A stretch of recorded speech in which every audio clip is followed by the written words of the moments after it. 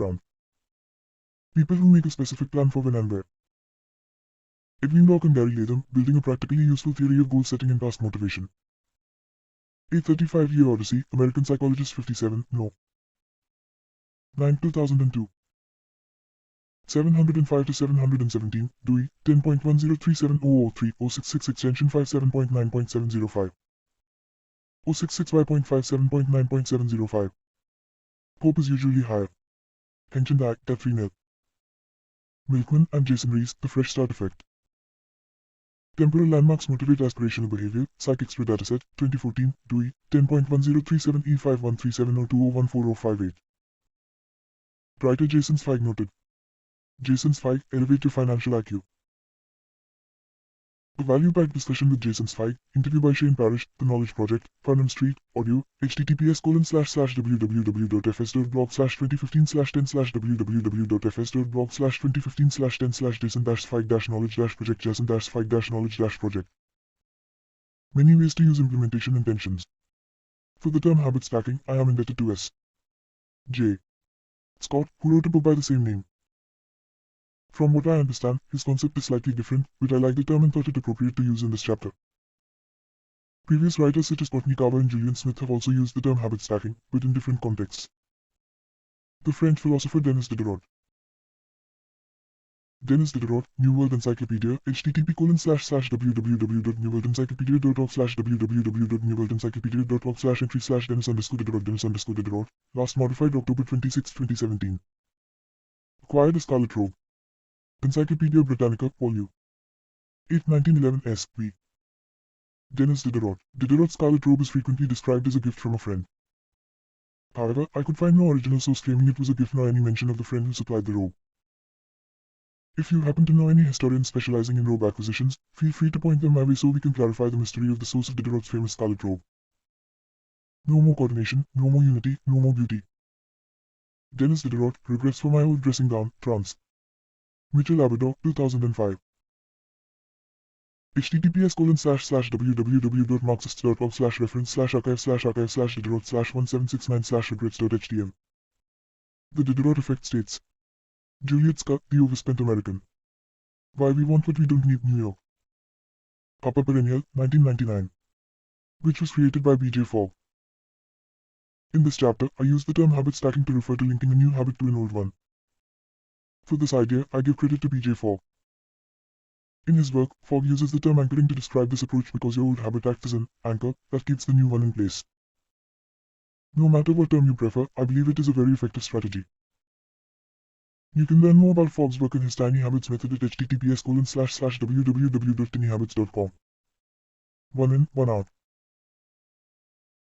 Dave Basu at Dave Basu have a 1 in 1 hour policy when buying things. Twitter, February 11, 2018, https://twitter.com/twitter.com/Dave Basu/status/9627781419650000704 status/9627781419650000704. Chapter 6. Danny Thorndike. Danny M. Thorndike et al., A Two-Phase Labeling and Choice Architecture Intervention to Improve Healthy Food and Beverage Choices, American Journal of Public Health 102, No.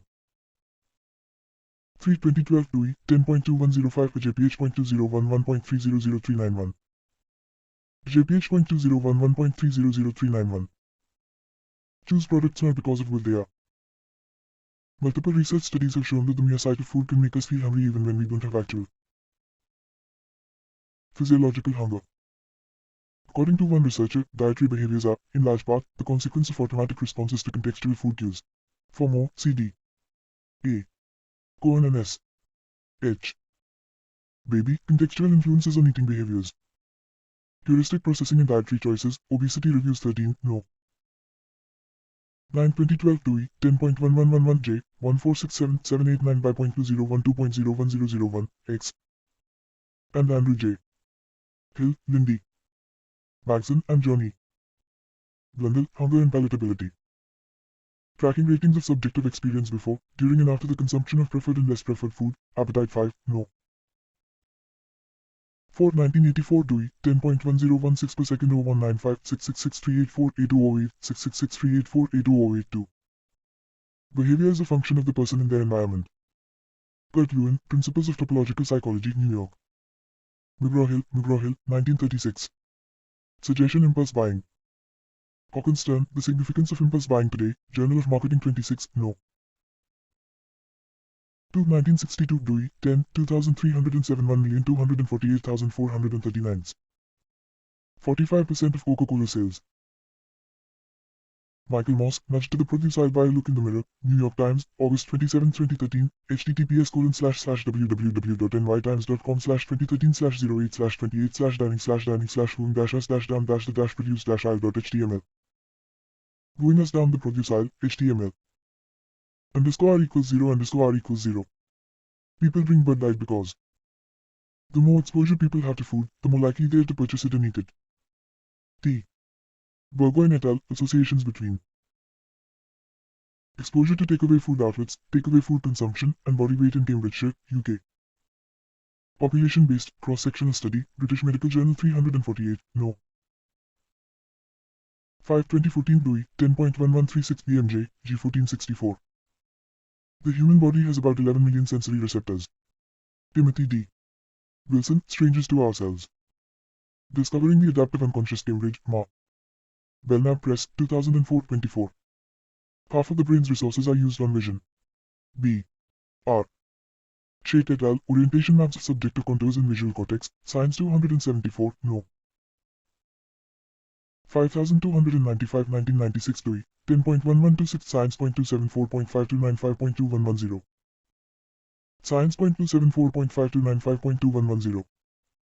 When their energy use was obvious and easy to track. This story was told to Donella Meadows at a conference in Kolkata, Denmark, in 1973. For more, see Donella Meadows and Diana Wright, Thinking in Systems. A Primate White River Junction, VT. Chelsea Green, 2015 109. The stickers cut bathroom cleaning costs. The actual estimate was 8%, but given the variables used, anywhere between 5% and 10% savings annually is a reasonable guess. Blake Evans Pritchard, aiming to reduce cleaning costs, Works That Work, Winter 2013, https://workstatwork.com/1/workstatwork.com/1/urinal-fly. Sleeping. Was the only action that happened in that room. Techniques involving stimulus control have even been successfully used to help people with insomnia. In short, those who had trouble falling asleep were told to only go to their room and lie in their bed when they were tired. If they couldn't fall asleep, they were told to get up and change rooms. Strange advice, but over time, researchers found that by associating the bed with "it's time to go to sleep" and not with other activities, reading a book, just lying there, etc., participants were eventually able to quickly fall asleep due to the repeated process.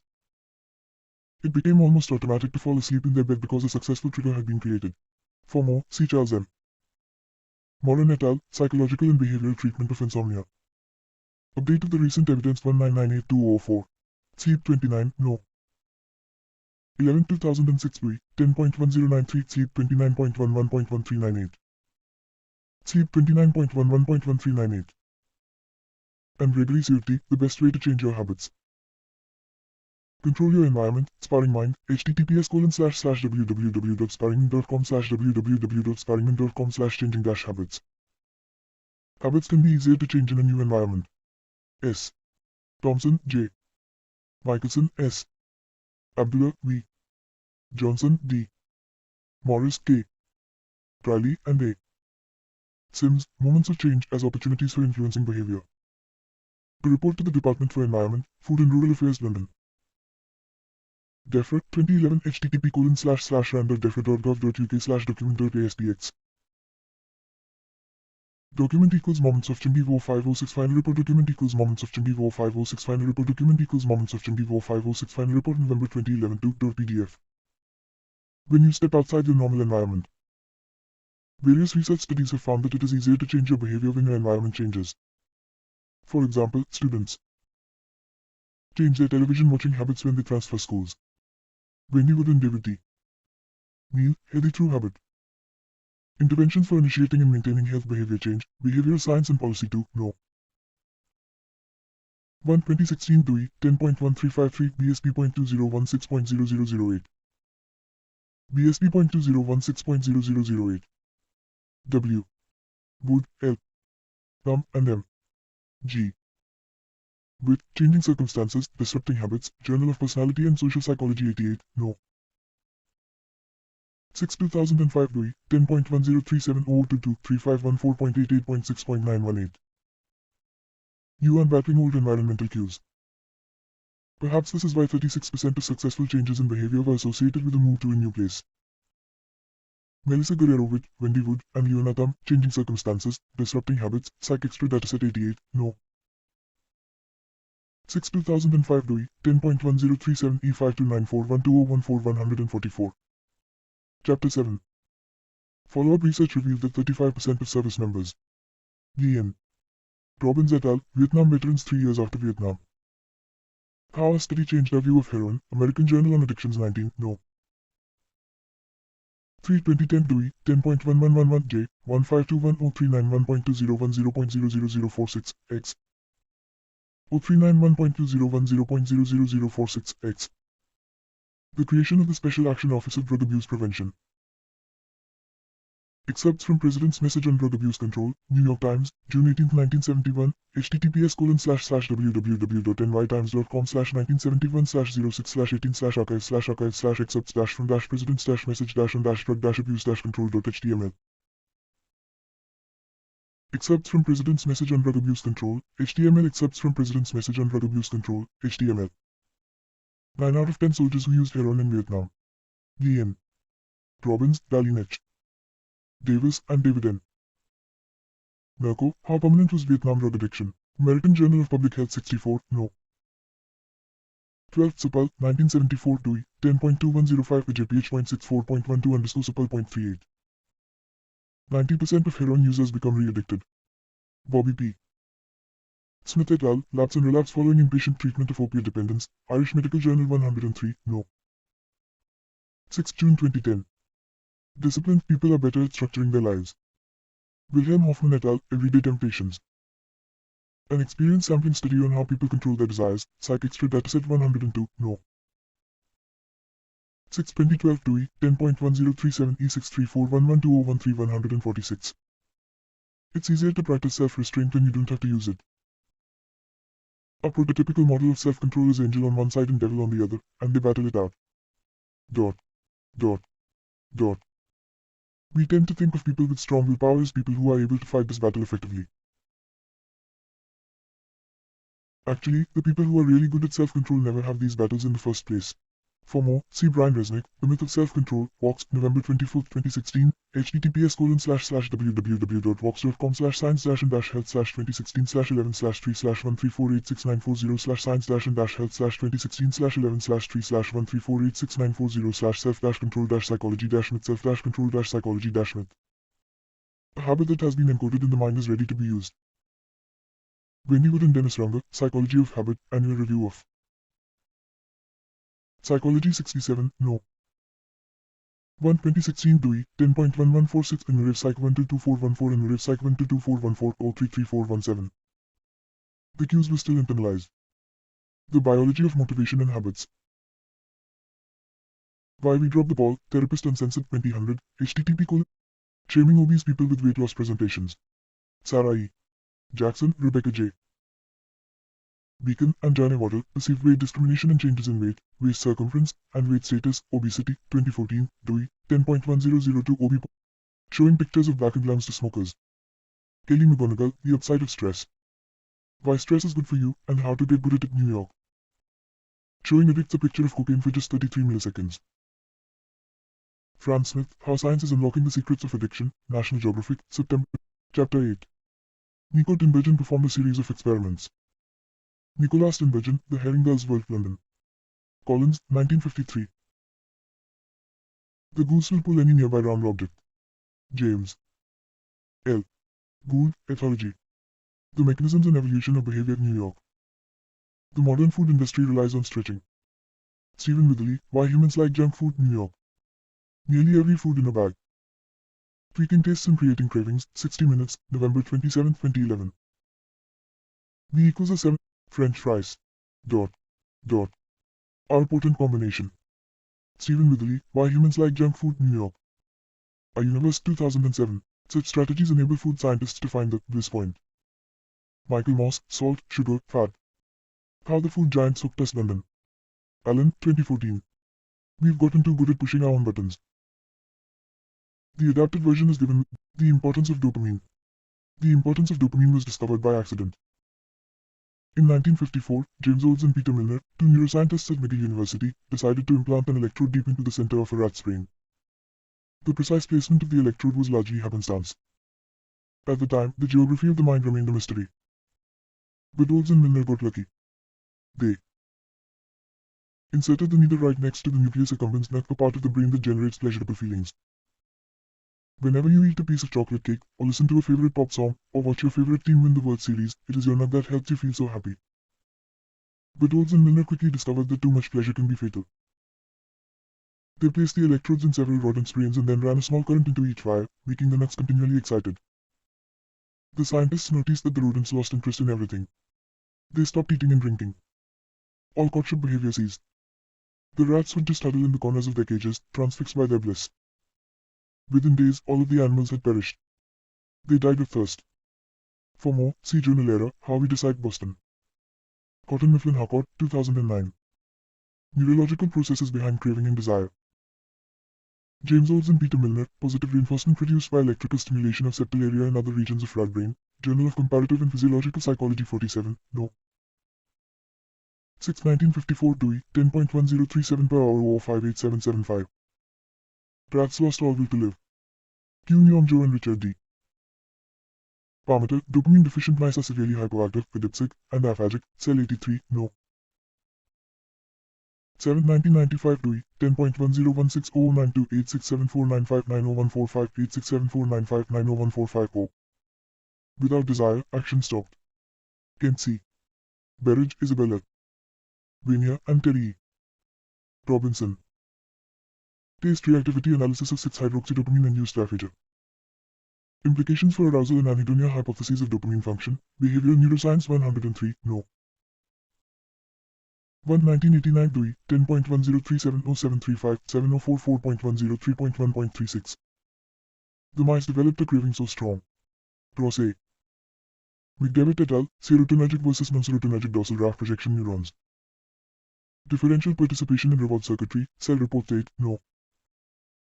6 2014 Dewey, 10.1016/J. Cell Representative 2014.08.037. The Average Slot Machine Player. Natasha Dowshul, Addiction by Design. Machine Gambling in Las Vegas, Princeton, NJ. Princeton University Press, 2014-55. Habits are dopamine-driven feedback loop. I first heard the term dopamine-driven feedback loop from Jamar Palihapitiya. For more, see Jamar Palihapitiya, founder and CEO Social Capital, on Money as an Instrument of Change, Stanford Graduate School of Business, November 13, 2017, https://www.youtube.com/www.youtube.com/watch. V equals P mod 06. Dopamine. Dot. Dot. Plays a central role in many neurological processes. Researchers later discovered that endorphins and opioids were responsible for pleasure responses. For more, see V. S. Chakravarti, Denny Joseph, and Raju S.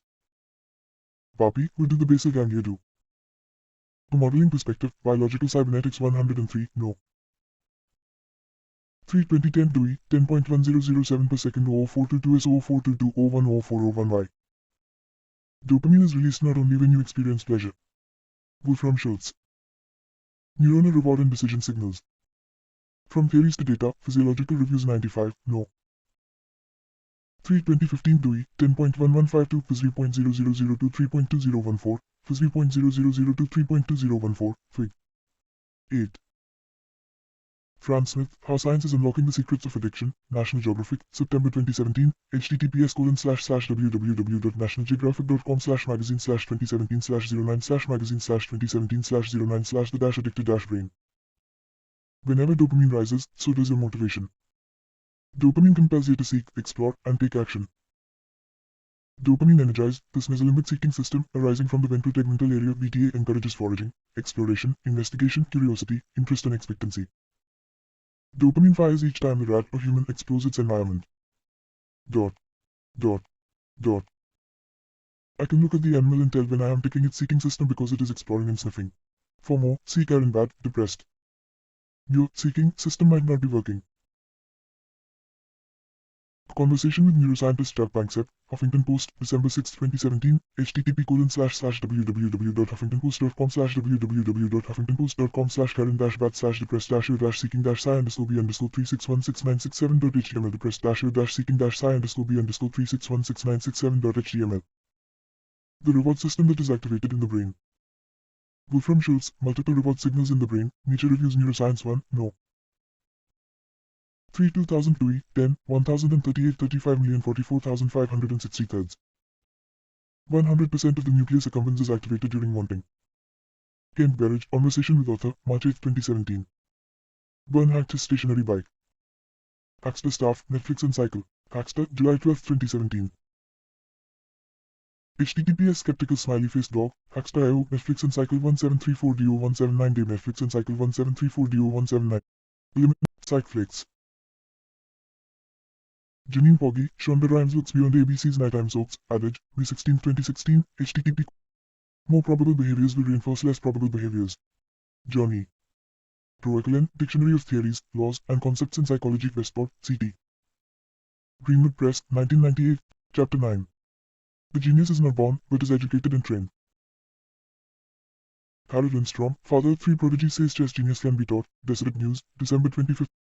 Father OF3PR, PG equals all. We imitate the habits of 3 groups. Peter J. Richardson and Robert Boyd, not by genes alone. How Culture Transformed Human Evolution, Chicago. University of Chicago Press, 2006. Nicholas A. Christakis and James H. Fowler, The Spread of Obesity in A. Large Social Network over 32 years, New England Journal of Medicine 357, no. 4 2007 Dewey, 10.1056 names OWL 66082. J. A. Stockman, The Spread of Obesity in a Large Social Network Over 32 Years, Yearbook of Pediatrics 2009 Dewey, 10.1016 per second 084395408791343954087913446. If one person in a relationship lost weight. Amy A. Goran et al., randomized controlled trial examining the ripple effect of a nationally available weight management program on untreated spouses. 320. Of the 10 people in the class, 4 became astronauts. Mike Massimino, finding the difference between the Harold about the author. James Clear's work has appeared in the New York Times, Time, and Entrepreneur, and on CBS This Morning, and is taught in colleges around the world. His website, jamesclear.com, receives millions of visitors each month, and hundreds of thousands subscribe to his email newsletter. He is the creator of the Habits Academy, the premier training platform for organizations and individuals that are interested in building better habits in life and work. What's next on your reading list? Discover your next great read. Get personalized book picks and up-to-date news about this author. Sign up now. Interested readers can learn more at habitsacademy.com. As this book was going to print, new information about the British cycling team has come out. You can see my thoughts at atomichabits.com/cycling. I geeked out and actually calculated this. Washington, D.C. is about 225 miles from New York City. Assuming you are flying on a 747 or an Airbus A380, changing the heading by 3.5 degrees as you leave Los Angeles likely causes the nose of the airplane to shift between 7.2 to 7.6 feet, or about 86 to 92 inches. A very small shift in direction can lead to a very meaningful change in destination. The terms unconscious, non-conscious, and subconscious can all be used to describe the absence of awareness or thought. Even in academic circles, these words are often used interchangeably without much nitpicking for once. Non-conscious is the term I'm going to use because it is broad enough to encompass both the processes of the mind we could never consciously access in the moments when we are simply not paying attention to what surrounds us. Non-conscious is a description of anything you are not consciously thinking about. Certainly, there are some aspects of your identity that tend to remain unchanged over time, like identifying as someone who is tall or short. But even for more fixed qualities and characteristics, whether you view them in a positive or negative light is determined by your experiences throughout life. Readers of The Power of Habit by Charles Duhigg will recognize these terms. Duhigg wrote a great book and my intention is to pick up where he left off by integrating these stages into 4 simple laws you can apply to build better habits in life and work. Charles Duhigg and Nia Eyal deserve special recognition for their influence on this image. This representation of the habit loop is a combination of language that was popularized by Duhigg's book, The Power of Habit, and a design that was popularized by Eyal's book, Hooked. When I visited Japan, I saw this strategy save a woman's life. Her young son stepped onto the Shinkansen, one of Japan's famous bullet trains that travel at over 200 miles per hour, just as the doors were closing. She was left outside on the platform and jammed her arm through the door to grab him. With her arm stuck in the door, the train was about to take off, but right before it pulled away an employee performed a safety check by pointing and calling up and down the platform. In less than 5 seconds, he noticed the woman and managed to stop the train from leaving. The door opened, the woman, now in tears, ran to her son, and a minute later the train departed safely. Interested readers can get a template to create their own habit scorecard at atomichabits.com/scorecard. In addition to her payment for the library, Catherine the Great asked Diderot to keep the books until she needed them and offered to pay him a yearly salary to act as her librarian. Fog refers to the strategy as the tiny habits recipe, but I'll call it the habit stacking formula throughout the book. If you're looking for more examples and guidance, you can download a habit stacking template at atomichabits.com/habitstacking. Dopamine is not the only chemical that influences your habits. Every behavior involves multiple brain regions and neurochemicals, and anyone who claims that habits are all about dopamine is skipping over major portions of the process. It is just one of the important role players in habit formation. However, I will single out the dopamine circuit in this chapter because it provides a window into the biological underpinnings of desire, craving, and motivation that are behind every habit. I am so happy I was able to fit a Game of Thrones reference into this book. This is just a partial list of underlying motives. I offer a more complete list and more examples of how to apply them to business at atomichabits.com/business. A similar story is told in the book Art and Fear by David Bales and Ted Orland. It has been adapted here with permission. See the endnotes for a full explanation. This is a foundational principle in physics, where it is known as the principle of least action. It states that the path followed between any 2 points will always be the path requiring the least energy. This simple principle underpins the laws of the universe. From this one idea, you can describe the laws of motion and relativity. The phrase addition by subtraction is also used by teams and businesses to describe removing people from a group in order to make the team stronger overall. To be fair, this still sounds like an amazing night. I designed a habit journal specifically to make journaling easier. It includes a 1 line per day section where you simply write 1 sentence about your day. You can learn more at atomichabits.com/journal. The irony of how closely this story matches my process of writing this book is not lost on me. Although my publisher was much more accommodating, and my closet remained full, I did feel like I had to place myself on house arrest to finish the manuscript. Asterisk, this is also referred to as a Ulysses Pact or Ulysses Contract. Named after Ulysses, the hero of the Odyssey, who told his sailors to tie him to the mast of the ship so that he could hear the enchanting song of the sirens but wouldn't be able to steer the ship toward them and crash on the rocks. Ulysses realized the benefits of locking in your future actions while your mind is in the right place rather than waiting to see where your desires take you in the moment. Asterisk, the shift to a delayed return environment likely began around the advent of agriculture 10,000 years ago when farmers began planting crops in anticipation of a harvest months later. However, it was not until recent centuries that our lives became filled with delayed return choices. Career planning, retirement planning, vacation planning, and everything else that occupies our calendars. Asterisk, time inconsistency is also referred to as hyperbolic discounting. Asterisk, this can derail our decision making as well. The brain overestimates the danger of anything that seems like an immediate threat but has almost no likelihood of actually occurring. Your plane crashing during a bit of turbulence, a burglar breaking in while you're home alone, a terrorist blowing up the bus you're on. Meanwhile, it underestimates what appears to be a distant threat but is actually very likely. The steady accumulation of fat from eating unhealthy food, the gradual decay of your muscles from sitting at a desk, the slow creep of clutter when you fail to tidy up. Asterisk, interested readers can find the habit tracker template at atomichabits.com/tracker. Asterisk, you can see the actual habit contracts used by Brian Harris and get a blank template at atomichabits.com/contract. Asterisk, if you are interested in taking a personality test, you can find links to the most reliable tests here. atomichabits.com/personality. Asterisk, if it's Harry Potter on repeat, I feel you. Asterisk, I have a pet theory about what happens when we achieve a flow state. This isn't confirmed. It's just my guess. Psychologists commonly refer to the brain as operating in two modes. System 1 and System 2. System 1 is fast and instinctual. Generally speaking, processes you can perform very quickly like habits are governed by System 1. Meanwhile, System 2 controls thinking processes that are more effortful and slow, like calculating the answer to a difficult math problem. With regard to flow, I like to imagine System 1 and System 2 as residing on opposite ends of the spectrum of thinking. The more automatic a cognitive process is, the more it slides toward the System 1 side of the spectrum. The more effortful a task is, the more it slides toward System 2. Flow, I believe, resides on the razor's edge between System 1 and System 2. You are fully using all of your automatic and implicit knowledge related to the task file. Also working hard to rise to a challenge beyond your ability. Both brain modes are fully engaged. The conscious and non-conscious are working perfectly in sync. Asterisk, the discovery of variable rewards happened by accident. One day in the lab, the famous Harvard psychologist B.F. Skinner was running low on food pellets during one experiment and making more was a time-consuming process because he had to manually press the pellets in a machine. This situation led him to ask myself why every press of the lever had to be reinforced.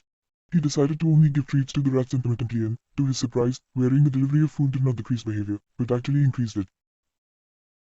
Asterisk, I created a template for readers interested in keeping a decision journal. It is included as part of the habit journal at atomichabits.com/journal. Asterisk, you can see my previous annual reviews at gemesclear.com/annual-review. Asterisk, you can see my previous integrity reports at gemesclear.com/integrity. Asterisk, so right